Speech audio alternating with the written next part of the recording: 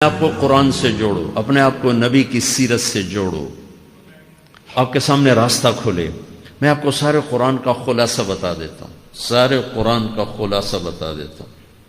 ایک چھوٹی سی سورت سارے قرآن کا خلاصہ ہے، یاد رہے گی تو فائدہ اٹھاؤ گے، نہیں رہے گی تو فقیرانہ آئے صدا کر چلے، میاں خوش رہو ہم دعا کر چلے۔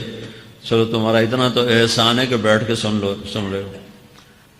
قرآن میرے اللہ کا علم ہے، میرے نبی کی زبان سے نکلا ہے، اور یہ دونوں بے خطا ہستیاں ہیں۔ تو اللہ رسول کی بات کا خلاصہ سنا رہا ہوں، اللہ اس کا رسول ایک بات کو سمری کر کے آپ کو دے۔ سارا قرآن 114 سورتیں، 6200 کچھ آیات، ان سب کا خلاصہ ایک چھوٹی سی سورت جس میں کامیابی ناکامی کی مہر لگا دی۔ قرآن نے قسمیں اٹھائی ہیں، یہ قرآن کی آخری قسم ہے۔ قسم اٹھانے سے بات طاقتور ہو جاتی، اللہ کو قسم کی ضرورت نہیں ہمیں سمجھانے کے لیے۔ پہلی قسم قرآن کی سورہ نساء میں فلا وربک لا یؤمنون حتی یحکموک فیما شجر بینہم، یہ پہلی قسم۔ دوسری آخری قسم ہے قرآن کی والعصر، یہ آپ کو بتانا چاہتا ہوں۔ مجھے زمانے کی قسم، بچوں یہ بنیاد بنا لو، پھر آنکھیں بند کر کے چلو۔ تمہیں نوکری ملے تو بھی موج ہے، نہ ملے تو بھی موج ہے، تمہارے پاس دنیا کا علم آئے کم آئے زیادہ، یہ چار باتیں ہیں تو تمہیں خوشخبری ہے۔ میرا اللہ نے کہا والعصر، مجھے قسم ہے زمانے کی، ان الانسان لفی خسر، ساری دنیا کے انسان یقیناً ناکامی کے سمندر میں ڈوب گئے۔ فی کا لفظ بہت خوفناک مطلب دے رہا ہے، یوں دکھا رہا ہے جیسے سفینہ انسانیت ناکامی کے سمندر میں ڈوب رہا ہو، غرق ہو رہا۔ تو پوچھنے والا پوچھتا ہے یا اللہ کوئی بچا، کوئی بچنے کی امید؟ کہاں؟ چار کام کرنے والے ناکامی سے بچ سکتے ہیں۔ اچھا ناکامی کسے کہتے ہیں؟ اللہ کی نظر میں اللہ کا راضی ہونا کامیابی ہے، اور اللہ کا ناراض ہونا ناکامی ہے۔ جنت کا مل جانا کامیابی ہے، اور جہنم میں گر جانا ناکامی ہے۔ یہ قرآن کا مفہوم ہے۔ فمن زحزح عن النار وادخل الجنہ فقد فاز، جو جہنم سے بچ کے جنت میں چلا گیا وہ کامیاب۔ ناکام کون ہے؟ قل ان الخاسرین الذین خسروا انفسهم واہلیہم یوم القیامہ الا ذلک هو الخسران المبین لهم من فوقهم ظلل من النار ومن تحتهم ظلل، جو قیامت کے دن جہنم میں گر گیا یہ ناکام ہے۔ اس مفہوم کو ذہن میں بٹھائیں۔ پیسے کا مل جانا ایک وقتی کامیابی، نہ ملنا ایک وقتی ناکامی ہے۔ یہ کامیابی ناکامی ہے ہی نہیں، یہ حالات ہیں، امتحان ہے۔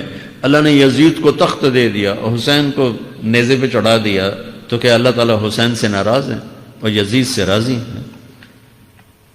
جو انسانیت کے لیے پھٹکار ہو اس کو 3 براعظم کی حکومت مل رہی ہے، تو ایک امتحان ہے۔ آل رسول کے سر کٹ کے نیزوں پہ چڑھ رہے ہیں، امتحان ہے۔ میرے نبی کے پیٹ پہ 2 پتھر بندھے ہوئے ہیں، امتحان ہے۔ حضرت عمر رضی اللہ عنہ آپ کے حجرے میں آئے تو فقر، تو رونے لگے۔ آپ نے کہا کیوں رو رہے ہو؟ کہ یا رسول اللہ یہ ایران کے بادشاہ، یہ روم کے بادشاہ سونے کے برتنوں میں کھانے کھاتے، زربفت کے بستروں پر وہ آرام کرتے ہیں، آپ 2 جہان کے سردار ہو کر یہ حال۔ آپ نے کہا عمر ان کے لیے دنیا میں، ہمارے لیے آخرت میں۔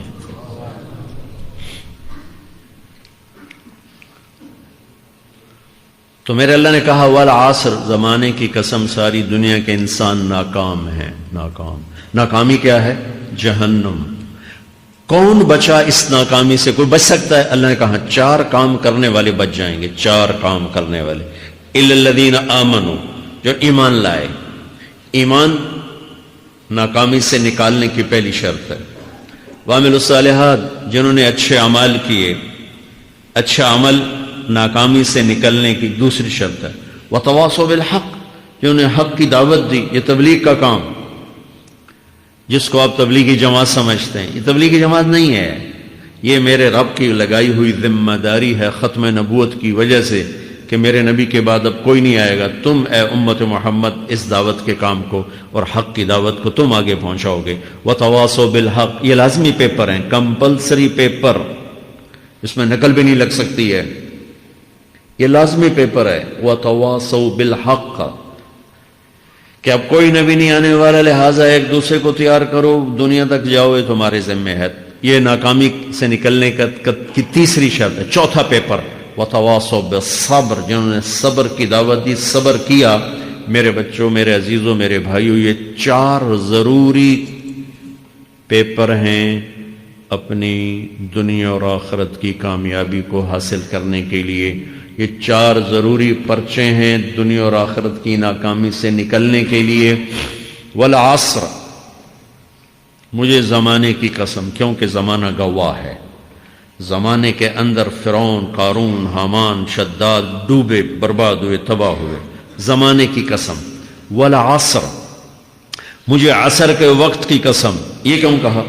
یہ ایک مطلب بیان کیا جاتا ہے. والعصر کے وقت کی قسم، کہ عصر کے بعد دن چھپنے میں ٹائم تھوڑا رہ جاتا ہے، تو اس وقت کاروبار میں بھی تیزی آتی ہے، سفر میں بھی تیزی ہوتی ہے، جلدی گھر پہنچیں، جلدی گھر پہنچیں.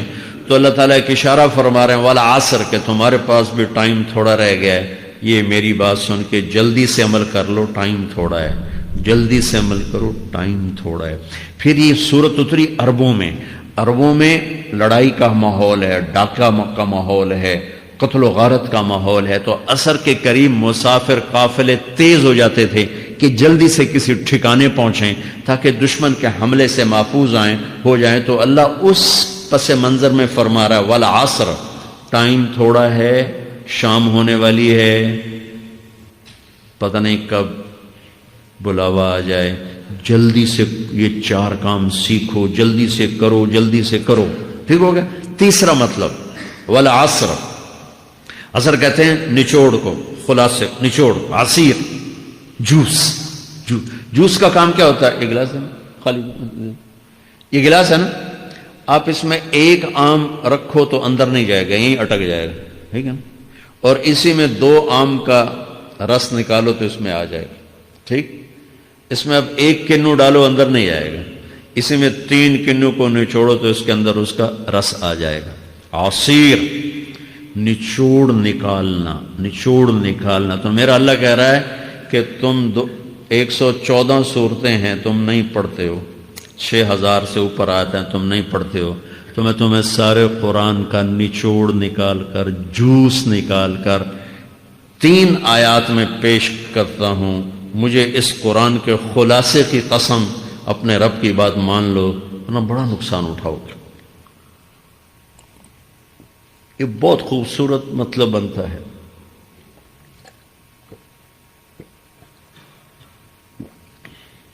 تو پہلی شرط ہے ایمان. ایمان کی شرط لگانے سے کافر ہمیشہ کے لیے ناکام ہو گئے. عمل کی شرط لگانے سے ایمان والے ناکام ہو گئے. یہ ناکامی کیا ہے؟ سیدھے جنت میں نہیں جائیں گے، وایا جہنم. باقی اللہ جسے چاہے معاف کرے. عمر بن عبدالعزیز نے حجاج بن یوسف کو دیکھا جہنم میں جل رہا ہے، کہا کیا حال ہے؟ کہ جو دیکھ رہے ہو بس اب تو صرف کلمے کی آس پہ پڑا ہوں کہ کبھی تو جہنم سے نکلوں گا. تو یہ اللہ کا قانون ہے. سلیمان بن عبد الملک کی میت کو قبر کے قریب کیا گیا. سلیمان بن عبد الملک بنو امیہ کا بادشاہ. تو اس کی باڈی ہلنے لگی. تو اس کے بیٹوں نے کہا ہمارا ابا زندہ ہے. تو عمر بن عبدالعزیز نے فرمایا زندہ نہیں ہے، عذاب قبر جلدی شروع ہو گیا، اس کو جلدی سے دفن کرو، جلدی سے دفن کرو. تو یہ میرے اللہ کا قانون ہے. ایمان ہے، عمل صالح نہیں ہے تو جہنم سے ہو کر جنت میں جائے گا. عمل صالح ہے وتواصوا بالحق، تبلیغ کا کام نہیں ہے، دعوت کا کام نہیں ہے. تو اب ناکامی کا کیا مطلب ہے؟ اب آدھی کامیابی آدھی ناکامی ہے. وہ یہ ناکامی کیا ہے کہ جنت میں جائے گا، جہنم میں نہیں جائے گا، لیکن بڑے درجات سے محروم ہو جائے گا، بڑے درجات سے محروم ہو جائے گا. اونچے درجات کے لیے تیسرے پیپر کو لینا ضروری ہے.